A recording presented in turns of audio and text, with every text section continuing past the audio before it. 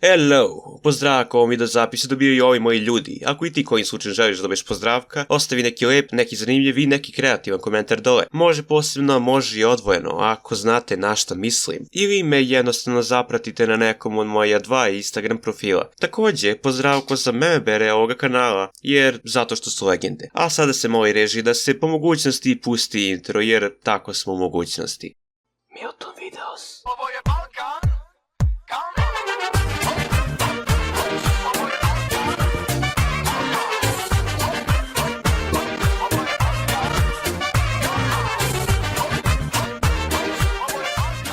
Zdarova i dobrodošli. Znam, nije bilo videa skoro 20 dana i potpuno sam svestan toga. I sad se svi pitate zašto, a i kada bih vam rekao zašto, to bi ugrozilo vašu sigurnost jer bi ruska mafija smatrala da previše znate i da s tim morate biti neutralisani. A pošto ja ne želim da se tako nešto vama desi, ja vam neću reći zašto nije bilo klipova. Jednostavno.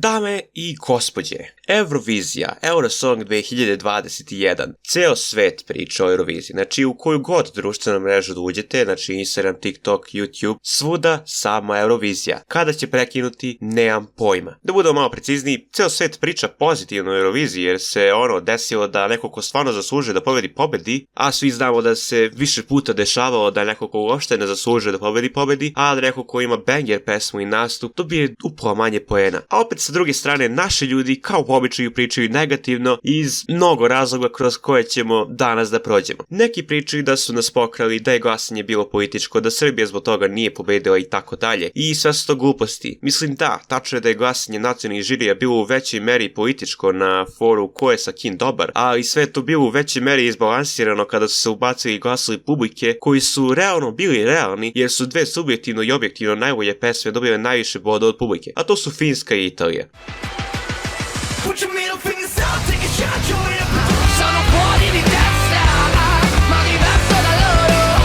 Pored Finske i Italije, dobre pesme su imali Kipar,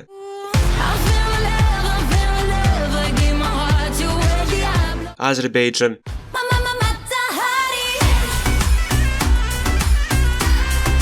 i Ukrajina.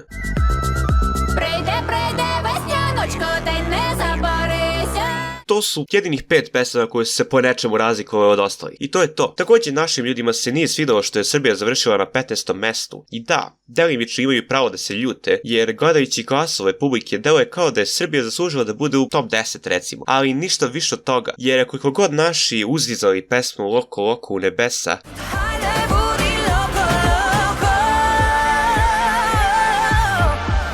to nije ni blizu istine. I objektivno i subjektivno je ova pesma njesra. Ništa manje njesra od većine ostalih pesama na Euroviziji. I prvo mesto je bilo daleko. Evo mislim sada već mogu da nabrojim 5 pesama koje su 100% bolje od ove pesme. Tako da prvo mesto je nebo, brate. Sa druge strane, su svi u istom trenutku kada je Italija osvojila prvo mesto krenuli da pišu da je lik narkoman, drogeraš, peder, sektaš i sve ostalo što ide u paketu kada neko sa naših prostora vidi nekoga sa drugačijim stilom. Mislim kada su meni krenuli da pričaju da sam sektaš i ne znam šta već, kada sam krenuo da nosim odela. Pazi, brate, odela. Neko ako nosi odelo, ti mešaš sa nekim ko je sektaš, brate. Znači, šta više se priča o našem narodu. I to je jednostavno tako kod nas. Naš narod je zatucan i nikada nije čuo za žanrove kao što su rock i metal. Žanrovi čiji su članovi neki od najtalentovanijih muzičara današnjice. Ali to nije bitno. Ljudima je bitno da oni izgledaju kao narkomani i sektaši i mislim neću reći da neki od njih i nisu narkomani. Ali skroz je nebitno i skroz me je baš briga za to sve dok im je dobra muzika. A muzika je dobra. A i mislim, isti ti naši ljudi koji prozivaju ovoga zato što je navodno povukao vino na Euroviziji, što se naravno nije desilo, možete da istražite.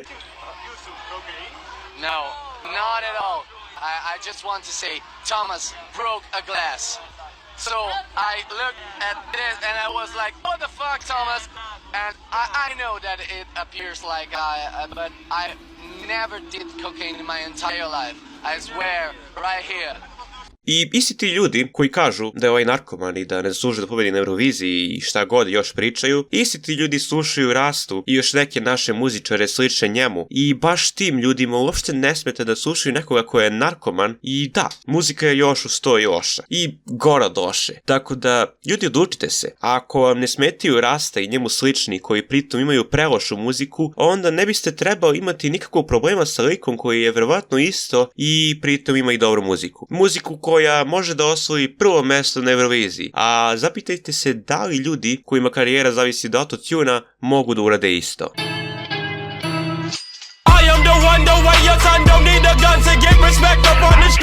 Ali dobro, na kraju krajeva Eurovizija je cirkus. I nerijetko se dešava da pobedi neko, kao što malo pre rekoh, ko to uopšte ne zaslužuje. A da neko ko ima banger, pesmu i nastup ne dobije ni upola poena. Ali to se ove godine nije desilo. Koliko god se naši ljudi budu tešili time da su ih pokrali, da je glasanje bilo političko, da nam je pesma bila najbolja na Eurosongu, što je daleko od istina, ali dobro, ništa toga nije istina. I ako je neko bio pokran, to je definitivno bila Finska. I zato prekinite da plačete kao mala deca, jer da nam je pesma stvarno bila drugačija od ostalih, za nijansu bolja, pečatljivija i tako dalje, gotovo sam siguran da bismo i bolje prošli nego što su prošli. Ovogodišnja pesma ima istu energiju kao i skoro sve ostale pesme. Nastup također nije bio ništa posebno. Za pobedu na Euroviziji je potrebno nešto drugačije. Nešto sa drugačijom energijom i vibracijama od ostalih pesama. Skoro svake godine je pobeđivao neko ko je bio drugačiji od ostalih. Kada to shvatite, shvatit ćete zašto nismo pobedili. U svetu se ceni originalnost mnogo više nego kod nas. I to je to što bih imao da kažem o Eurosongu. Ako se vaše mišljenje razlikuje od moga, napišite to u komentarima dole. Mislim, većina ovih stvari nije moje mišljenje, već neko objektivno gledanje na situaciju. Ali ako je vaše gledanje na situaciju drugačije od objektivnog gledanja na situaciju, napišite to dole u komentarima pa ćemo da razmotrimo. Hvala na pažnji, vidimo se, pozdravko.